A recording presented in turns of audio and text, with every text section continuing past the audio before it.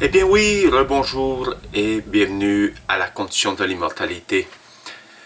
Savez-vous que quand on regarde l'Internet, tout ce qui a à voir avec les témoignages des gens qui viennent au Seigneur, il y a vraiment une grande quantité que ça a à voir avec des rêves qui sont tellement réels que ces gens-là viennent au Seigneur à cause de ces rêves-là. Et il y a plusieurs rêves que ils disent que ils ont été transportés leur âme de plusieurs façons. Il y a certains qui sont entre la vie et la mort. Il dit qu'ils sont morts pendant 48 heures ou 24 heures, en fin de compte, leur âme est partie quelque part.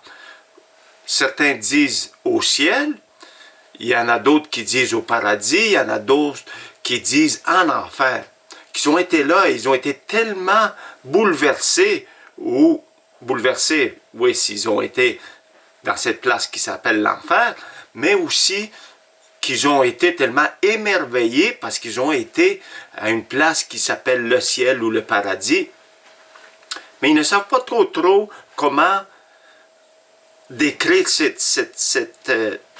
cette expérience-là parce qu'ils croient vraiment qu'ils étaient réellement là, que ce n'était pas juste un rêve. C'était tellement puissant comme expérience qu'ils sont vraiment prêts à changer leur vie et à venir à la conclusion que Dieu existe et qu'ils sont vraiment, ils ont été changés et maintenant ils sont vraiment prêts à, oui, accepter tout ce qui a à voir avec le supernaturel, à qu'est-ce qu'il y a au-delà de, oui, de cette vie ici sur Terre.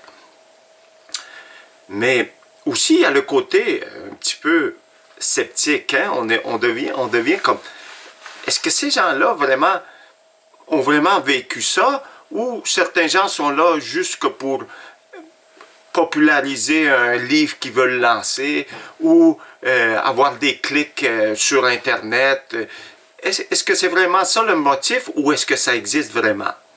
Ben moi, je le crois que oui, que le Seigneur permet à certains gens de, oui, avoir ces expériences-là pour que, oui, nous, ceux qui ne sont pas encore venus au Seigneur, les gens qui ne ont la misère à croire à l'au-delà de ce monde qui est irréel pour certains gens, mais qui est vraiment vrai pour d'autres personnes, le monde spirituel, ben, je crois que c'est le Seigneur qui permet ça. Et par cette entremise-là, c'est pour donner témoignage aux gens que oui, que de se repentir, de vraiment mettre notre confiance à qu'il y a quelque chose au-delà de cette vie ici, qu'il y a quelque chose qui nous attend, oui, dans le monde à venir. On sait que l'apôtre Paul a vécu cette expérience-là. Au chapitre 12 de la deuxième de Corinthiens, on va au verset 2 qui est en train de parler de lui-même. « Je connais un homme en Christ qui fut, il y a 14 ans, ravi jusqu'au 3e ciel. Si ce fut dans le corps, je ne sais pas. Si ce fut hors du corps, je ne sais pas. Dieu le sait. » Et ici, on peut voir au verset 3 aussi qui nous dit « Et que cet homme, si ce fut dans son corps ou sans son corps, je ne sais pas, Dieu le sait, fut élevé au paradis. » Maintenant, il dit, il fut élevé au paradis, il fut élevé au 3e ciel, il ne sait pas. Il ne sait pas trop.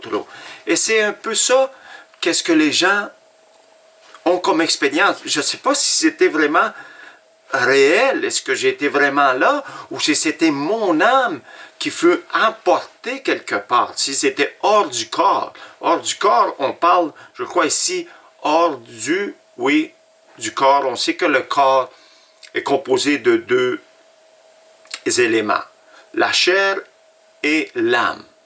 Il y a aussi l'esprit, mais l'esprit, c'est vraiment le souffle de Dieu qui nous est donné. C'est cet esprit qui nous anime. Oui, c'est le souffle de Dieu qui est donné à chacun de nous. Et on sait qu'une fois que notre corps mortel arrête de vivre, ben c'est le souffle qui retourne à Dieu, le souffle qui retourne vers le Seigneur.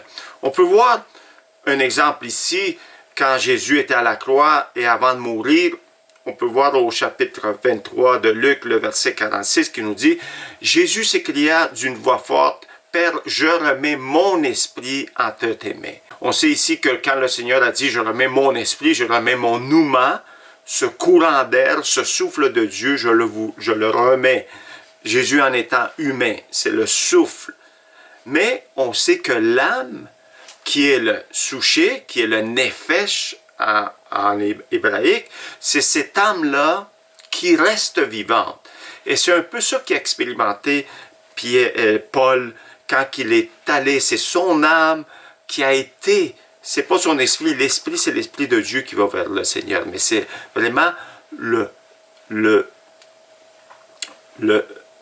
souché, le nefesh. J'essaie de trouver les mots, excusez-moi, mais parce que même pour vous, ça veut dire, qu'est-ce que tu veux dire avec ces salades de mots-là? Mais c'est parce notre corps est comparti de 3 éléments. Il y a la chair, il y a l'âme, puis il y a l'esprit. L'esprit qui retourne vers le Seigneur, et l'âme, cette âme-là, c'est ce qui compose le corps et l'âme. Et cette âme-là, c'est cette âme-là qui va aller, oui, il va retourner vers le Seigneur et aussi va retourner, oui, où il retourne au paradis, où il retourne en enfer. C'est pour ça que la condition de l'immortalité est conditionnelle. L'âme continue à vivre, mais tôt ou tard, elle sera détruite. Mais pourquoi est-ce que les gens font des rêves? Pourquoi est-ce que le Seigneur permet que leur âme, oui, expérimente cette joie qui est d'aller au ciel et revenir dans leur corps puis raconter qu'est-ce qu'ils ont vécu, et de même que leur âme passe certain temps en enfer et qu'ils reviennent et qu'ils disent « N'allez pas là, ne retournez pas, je veux pas que personne expérimente, mais l'enfer existe vraiment. » Et oui, l'enfer existe vraiment, mais oui, il est temporaire. Pourquoi je dis ça? Parce que les Écritures nous le décrivent comme une place provisoire. Parce qu'il faut faire, oui, la part des choses. Oui, l'enfer qui est le séjour des morts, qui a été, oui, un dérivé du mot, latin infernos ou infernum, ben c'est ce dérivé-là qui nous décrit une place où ce que l'âme, après la mort, ici sur terre, va aller, pour ceux qui ne croient pas. Et cette même âme-là va retourner vers le Seigneur au paradis, et c'est un peu ça qui nous décrit un peu la condition de l'immortalité. C'est que, en tant qu'humain ici sur terre, le Seigneur permet à certains gens de vivre certaines expériences supernaturelles, pour témoigner aux gens que cette place-là vraiment existe. Et on nous l'a décrit une place de tourment, une place où il y a vraiment des choses horribles qui arrivent. Il y a 1001 témoignages. On peut se rendre compte que le Seigneur utilise ces rêves-là pour décrire cette place-là de 1001 façons. Parce que chacun de nous va expérimenter, oui, que ce soit le repos dans le sein d'Abraham, un repos, une place temporaire avant le jugement dernier, mais quelques autres vont être là en attendant le jugement dernier, mais dans une place de tourment que, oui, comme nous autres les chrétiens, on ne veut pas que personne aille là. C'est pour ça qu'on prêche, oui, la repentance, de choisir la vie au lieu de la mort. Et c'est ça qu'on va voir aujourd'hui dans certains passages pour vous rappeler qu'il faut choisir entre la vie et la mort. Et la mort, oui, c'est la mort non seulement de la chair ici sur terre, mais de l'âme au jugement dernier. On va commencer par reconnaître aussi que on peut voir ici qu'est-ce que je vous expliquais tantôt au psaume 78. Le verset 39 nous dit, « Il se souvint qu'il n'était qu'une chair, un souffle qui s'en va et ne revient pas. » Où est-ce que va ce souffle-là? Ben, il retourne vers le Seigneur, il ne reviendra pas ce souffle-là. Et on peut voir le verset 59 du même chapitre 78 du Psaume. « Il donna libre cours à sa colère. » Le Seigneur donne libre cours à sa colère, à son jugement. Il ne sauve pas leur âme de la mort. Hein? Il ne sauva pas leur âme de la mort. C'est quand ça va être ça? Au jugement dernier. Pas mais quand on meurt. Quand on meurt, notre âme continue à vivre. Et on continue. Il livra leur âme, il livra leur vie à la mortalité. Bon, ici on peut voir le verset 59 qui nous dit, il ne va pas sauver leur âme, il va la livrer, oui, leur vie à la mortalité. Ils vont mourir, l'âme va mourir. C'est pour ça que je dis tellement souvent que, oui, donnez-moi un exemple dans la Bible où ce qui nous décrit que l'âme va vivre éternellement pour ceux qui ne sont pas, qui n'ont pas reçu le salut. Donnez-moi un exemple qui nous décrit que les impies, les méchants, ceux qui vont pratiquer l'iniquité, leur âme va souffrir pour des éternités. Il n'y en a pas, mais il y a des passages qui nous décrivent que l'âme, oui, que la colère ou le jugement de Dieu va permettre à que l'âme va mourir. L'âme qui pêche, comme Ézéchiel, le chapitre 18, le verset 20, nous dit, l'âme qui pêche mourra. Oui, quand il pêche maintenant, non. L'âme qui pêche, éventuellement, va mourir au jugement dernier. Je crois que c'est ça qui nous explique ce passage-là. Que les gens qui vont pratiquer le péché, leur âme va être destinée à la mort. On peut voir aussi, oui, le chapitre 10 de Matthieu, le verset 28, que je pense que j'ai 17 épisodes de fait, je pense que je l'ai dit dans 10 épisodes, mais je vais continuer à vous répéter. C'est clair, ne craignez pas ceux qui tuent le corps, hein? De ne pas craindre ceux qui vont tuer le corps ici sur la terre, ceux qui vont persécuter les humains, ceux qui vont vous mettre dans des situations. Ne craignez pas ça. Craignez plutôt celui qui peut faire périr l'âme, le souché, oui, l'âme et le corps dans la Guéhenne. Et que représente cette Guéhenne-là? Est-ce que ça représente l'enfer? Non, non. La Guéhenne, c'est le mot qui a été utilisé dans le latin, c'est pratiquement le même mot qui est utilisé, la Gehennae. On peut voir le chapitre 23 de Matthieu, qu'on peut se rendre compte que le mot qui a été utilisé dans le mot latin pour l'enfer, le séjour des morts, c'est infernum, mais la Guéhenne, on n'a pas utilisé le mot l'enfer.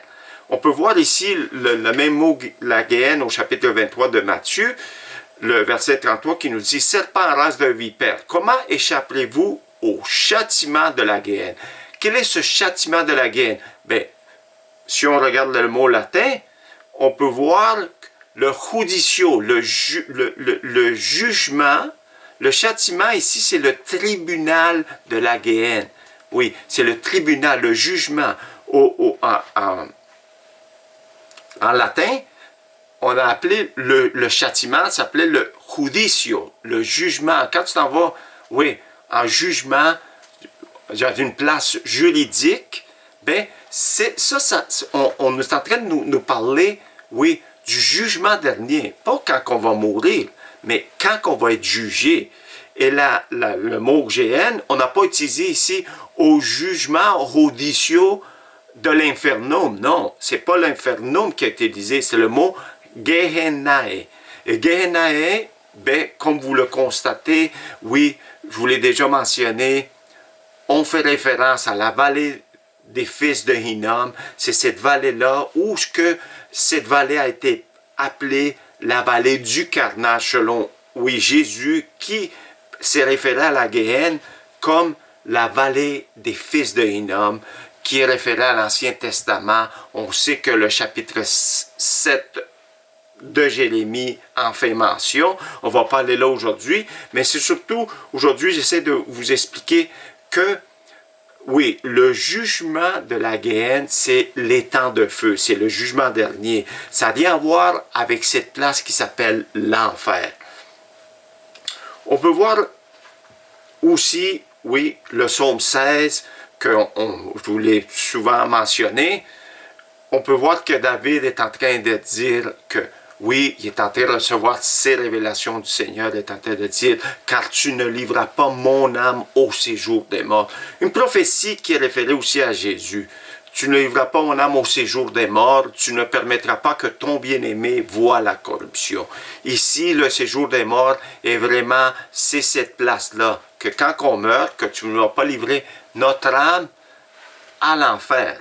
Notre âme ne va pas aller en enfer, ceux qui vont être sauvés, mais plutôt, ils ne vont pas voir la corruption, ils ne vont pas voir cette place de dégradation, de tourment, mais plutôt, on va être dans une place où on va être dans le repos qui s'appelle le Saint Abraham, le paradis. Mais ici, on peut voir que oui, que le mot qui a été utilisé pour le séjour des morts, c'est l'inferno en latin. Pour qu'on puisse voir que le mot, si on regarde dans, oui,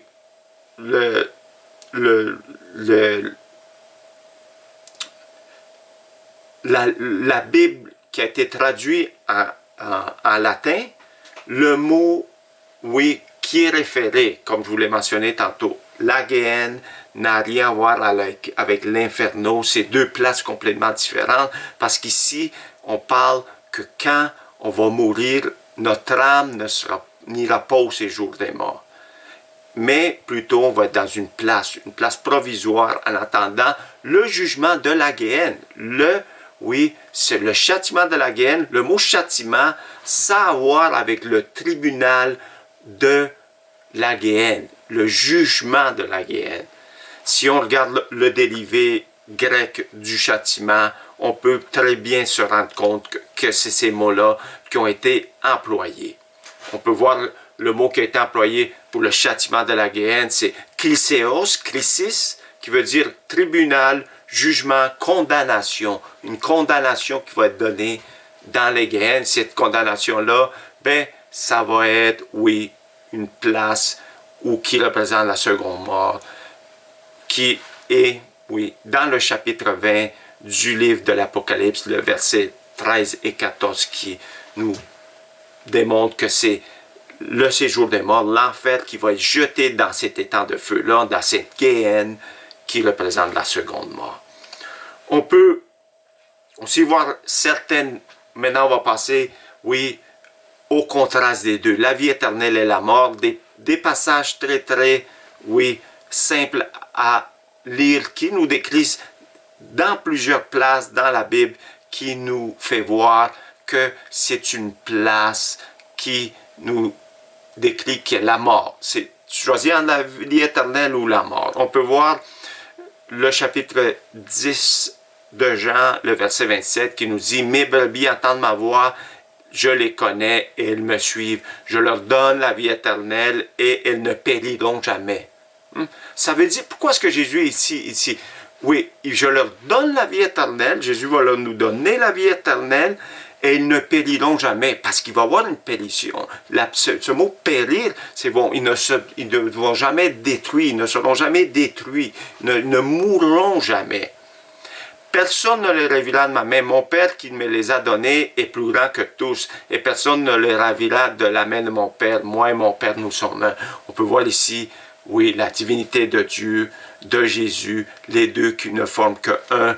Dieu donne la vie éternelle, mais aussi Jésus nous donne la vie éternelle. On peut voir ici Jean, le chapitre 5 aussi, le verset 24 qui nous dit « En vérité, je vous le dis, celui qui écoute ma parole et qui croit en moi, et qui croit en celui qui m'a envoyé, a la vie éternelle, et ne vient point au jugement. » Ne sera point jugé, mais il est passé de la mort à la vie. On peut voir aussi la deuxième lettre aux Corinthiens, le chapitre 2, encore le contraste des deux. on peut voir le verset 15, 16 et 17 qui nous dit « Nous sommes en effet pour Dieu la bonne odeur de Christ parmi ceux qui sont sauvés et parmi ceux qui périssent. Hein? Nous sommes celui qui sont envoyés à prêcher l'Évangile. Pour un, ça va être une odeur, oui, pour ceux qui vont être sauvés, ça va être une bonne odeur, mais aussi, au verset 16, nous dit « Aux uns, une odeur de mort donnant la mort. Hein? » Parce que quand on prêche l'Évangile, il y a quelques personnes qui vont le recevoir, il y a quelques autres qui ne vont pas le recevoir, qui ne vont pas vouloir de cette bonne nouvelle, que Dieu est mort pour nous à la croix, il veut nous délivrer de tout péché et veut nous donner la vie éternelle. Mais il y en a d'autres qui ne vont pas croire ça, ils ne vont pas vouloir de la vie éternelle, ils ne vont pas croire qu'il y a un Dieu d'amour, un Dieu de miséricorde. Et qu'est-ce qu'ils vont recevoir? Une odeur de mort. On peut voir le contraste des deux. Aux uns, une odeur de mort donnant la mort, aux autres, une odeur de vie donnant la vie. Le contraste des deux.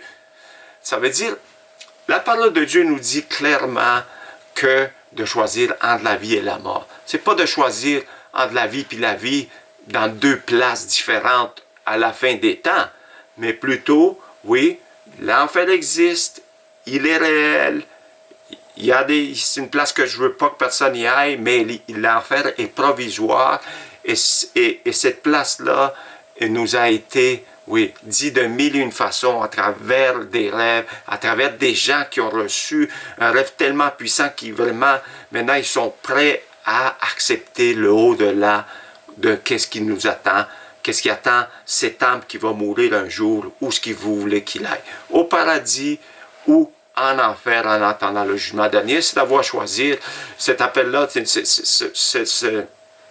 cette émission-là, ce ministère-là que Dieu a mis dans mon cœur de prêcher, c'est non seulement pour vous les croyants d'apprendre, mais pour ceux qui vont écouter, qui vont vouloir de la vie éternelle, de cette bonne nouvelle de Jésus-Christ, oui, à comprendre que, oui, on a un Dieu juste, un Dieu qui va donner à chacun, juger chacun selon leurs œuvres, mais à notre mort, il va y avoir une place qui s'appelle l'enfer. Elle est provisoire, mais elle est, oui, elle n'est pas belle. Je veux que personne y aille là. Ça, c'est sûr. Il y a personne qui aime cette idée-là de l'enfer, mais la Bible nous l'explique, nous dit qu'elle existe vraiment. À travers les rêves, les gens ont rencontré mille et une fois qu'il existe aussi. L'âme a été là. Hein? C'est pas vraiment le corps littéralement qui a été à l'enfer, mais c'est l'âme qui va être là. Et le Seigneur Jésus, Dieu lui-même, a permis à certains gens de vivre cette expérience-là pour revenir à la vie et nous dire, ou revenir d'un rêve très profond et nous dire, n'allez pas là, c'est réel, je ne veux pas vous y aller, et c'est l'appel à vous, oui, ceux qui ne croient pas encore en Jésus-Christ, donnez la vie au Seigneur et vous allez recevoir, oui, ce pasteur qui va garder votre âme, qui va la restaurer, et par après, cette âme-là, une fois morte, elle va aller dans une place de repos en attendant le jugement dernier. C'est vraiment une place que je veux que tout le monde y aille, au paradis, en attendant le jugement dernier et en attendant cette nouvelle ville, cette nouvelle place, cette nouvelle terre avec des nouveaux cieux dont on va régner et ça va être un nouveau commencement. On ne sait pas comment ça va se dérouler là-bas, mais j'ai hâte d'y être. Ça fait que moi aussi, je veux que vous allez là avec moi. Ça fait que je vais vous laisser là-dessus. Soyez tous bénis et espérons de se voir à la prochaine. N'oubliez pas de faire des thumbs up, de partager et de vous souscrire. Ça veut dire que je vais vous laisser là-dessus. Soyez tous bénis et à la prochaine. Bye bye.